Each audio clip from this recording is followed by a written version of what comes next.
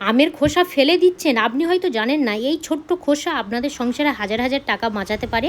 প্রত্যেক দিন আমরা কম বেশি আম খেয়ে আমের খোসা ফেলে দিই, কিন্তু এই খোসার ভিতরে লুকিয়ে আছে এমন এক গোপন টিপস, যেটা জানলে আপনি আর কখনো আমের খোসা ফেলে দেবেন না, অবাক হয়ে যাবেন।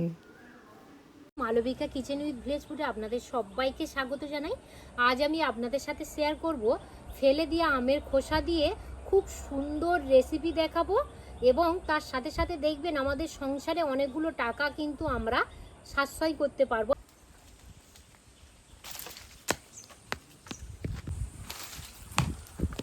দেখুন এখানে 4 পিস আম নিয়েছি, আর যদি আপনারা কেজি হিসেব করেন তাহলে এখানে কিন্তু 1 কেজি আম আছে। আপনারা একটু কমিয়েও নিতে পারেন বা বাড়িয়ে নিতে পারেন। ভালো করে এই আমগুলো ধুয়ে নেব।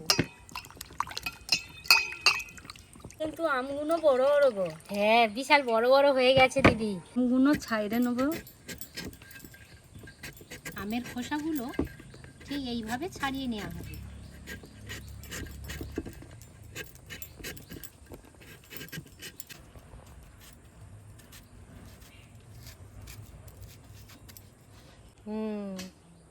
লেবু নেওয়া হয়েছে, ঠিক এখান থেকে একটা ভাগ নিয়ে নেব। দিদি ওই পাত্রের মধ্যে আমের খোসাগুলো দিয়ে দাও। এবার এই পাত্রের মধ্যে কিছুটা জল দিয়ে দেব।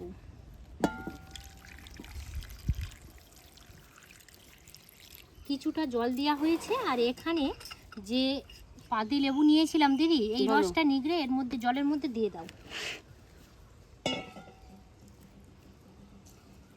খোসাটাও দে দাও। হ্যাঁ, খোসাটা থাক। এবার একটু হাত দিয়ে ওই যে রসটা দিয়েছো প্রত্যেকটা যাতে আমের খোসার মধ্যে মিশে যায়, একটু ভালো করে মিশিয়ে দাও।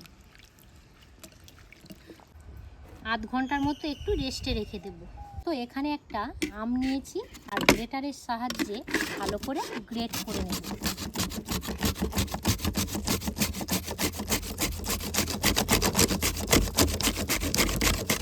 এখানে ভালো করে গ্রেট করে নিয়েছি। এই আমের মধ্যে দিয়ে দেব Kashmiri red chilli powder. Kashmiri red chilli powder ঠিক 1 চামচের 4 ভাগের 1 ভাগ, এবং টেস্ট ও ব্যালেন্স ঠিক রাখার জন্য পরিমাণ মতো এখানে লবণ ব্যবহার করব। এই গুঁড়ো দুধের প্যাকেট ঠিক 1 চামচ দিয়ে দেব। দিদি আপনারা যদি এই গরমে আমার মতো এই প্রসেসে একবার যদি আম মাখা বানিয়ে খান, বিশেষ করে দুপুরে ভাত খাবার পরে, জাস্ট কিন্তু জমে যাবে। খুব সুন্দর কিন্তু একটা সেন মাছ, যেহেতু গুঁড়ো দুধ দিয়েছি। বাহ, খুব সুন্দর লেগেছে। সুন্দর লেগেছে। দুধের সুন্দর একটা সেন বার হচ্ছে, আমের ফ্লেভার খুব সুন্দর। যদি এই গরমে ভাত খাওয়ার পর দুপুরে যদি এইভাবে যদি আমের চাট থাকে, জাস্ট জমে যাবে। এখানে আধ ঘন্টার মতো আমের খোসা ভালো করে ভিজিয়ে রেখে দিয়েছিলাম। আমের খোসার মধ্যে যে কষ ভাবটা আছে, এই দেখুন জলের কালারটা কিন্তু একদম পুরো চেঞ্জ হয়ে গিয়েছে। এবারে যেটা করব, এই আমের খোসা 2 থেকে 3 বার পরিষ্কার জলে ভালো করে ধুয়ে নিয়ে ফিরে আসছি। এখানে একটা কড়া বসিয়ে দিয়েছি, কড়ার মধ্যে জল দিয়ে দেব। খোসাগুলো এই জলের মধ্যে দিয়ে দিলাম।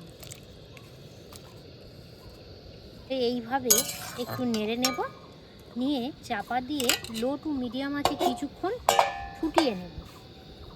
ওগুলো দেখুন কালারটা কিন্তু একদম চেঞ্জ হয়ে গিয়েছে, আর এখানে কিন্তু আমের খোসাটা ভালোভাবে সিদ্ধ হয়ে গেছে। এবারে একটা ডাবুর সাহায্যে ভালো করে এই আমের খোসা থেকে কাঁচ বার করে নেব। কিন্তু ডাবুর সাহায্যে ভালো করে আমের খোসা সিদ্ধ করে নিলে খুব সুন্দরভাবে কিন্তু কাঁচটা বেরিয়ে যাবে। আর এই জলটা যদি আপনারা একটু টেস্ট করে দেখেন, খুব সুন্দর কিন্তু টক ভাব লাগবে। তাহলে এই আমের খোসাগুলো তুলে নেব। আর আপনারা এর আগের যে ভিডিও আমি শেয়ার করেছিলাম, অনেকেই বলেছেন কাঁচ নেই, তার জন্য কিন্তু ভালো করে খোসাটা সিদ্ধ করতে হবে। ভালো করে আমের খোসাটা সিদ্ধ না করলে কিন্তু কাঁচ বার করতে পারবেন না। এটা একটা পাত্রের মধ্যে তুলে নেওয়া হবে। সব একেবারেই উঠে গেছে।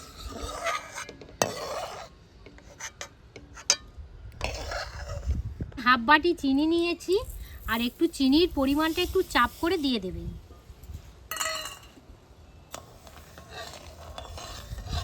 ভালো করে কিছুক্ষণ ফুটিয়ে নেবেন। এই দেখুন এই উপর থেকে এগুলো জাস্ট ফেলে দেব। এটা কিন্তু ফুটিয়ে ফুটিয়ে একটু ঘন হয়ে যাচ্ছে, আর এটা আমি এই হচ্ছে জেলি বানাবো। আর যেহেতু কাঁচা আমের খোসা দিয়ে, তো সেক্ষেত্রে এখানে আমি নিয়েছি গ্রিন ফুড কালার। তো আপনারা আপনাদের পছন্দ মতো কালার ফুড দিয়ে দেবে।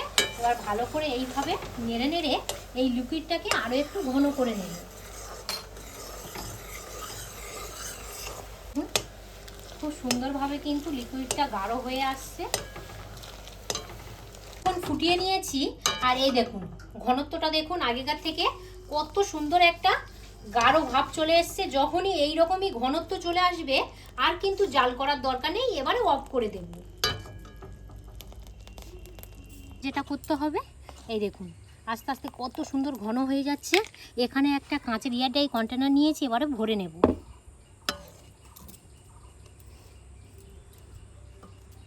এই দেখুন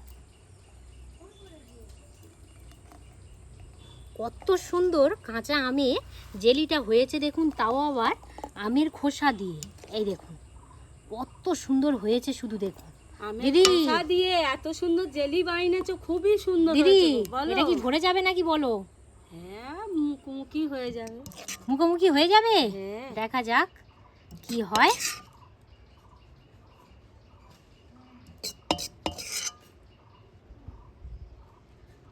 এই দেখুন কড়ার মধ্যে আর কি কিছুক্ষণ ঠান্ডা হয়ে গিয়েছে, কত সুন্দর বসে গেছে দেখুন।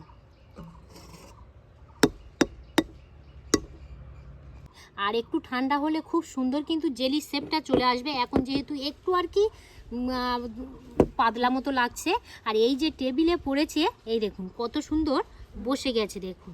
এই দেখুন দিদি, বলো আমের খোসা ফেলে দেওয়া দিয়ে এত সুন্দর যে জেলি বানালাম, কেমন লাগলো বলো? এই দেখুন খুব ভালো লেগেছে।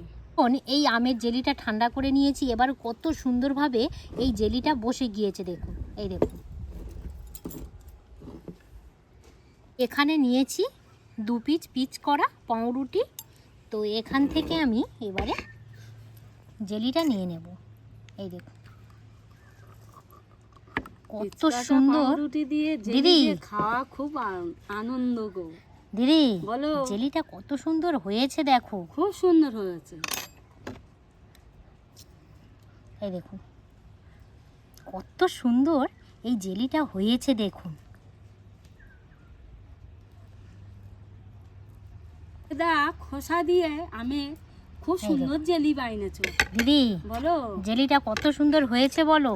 খুব সুন্দর হয়েছে গো। ফেলে দা আমের খোসা দিয়ে যে জেলিটা বানিয়েছো এত সুন্দর হয়েছে। এইভাবে যদি আপনারা বাচ্চাদেরকে টিফিন বানিয়ে দেন, বারে বারেই আবদার করবে যে মা ওইভাবেই টিফিনটা বানিয়ে দাও।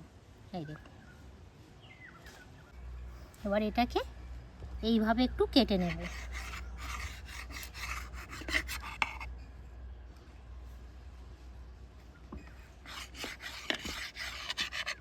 এই দেখুন। আর দিদি বলো কত সুন্দর লাগছে দেখো। এই দেখো টেস্ট করে দেখো দিদি। টেস্ট করে দেখবো? হ্যাঁ বাহ, তুমি খাও খাও। খুব সুন্দর হয়েছে বাবা, ঠোঁটে লেগে যাচ্ছে। এত মিষ্টি লাগছে, এত সুন্দর মিষ্টি লেগেছে কি বলবো। এটার ঘনত্বটা কত সুন্দর হয়েছে দেখুন বন্ধুরা। এই দেখুন কতটা গাঢ় হয়েছে দেখুন। এই দেখুন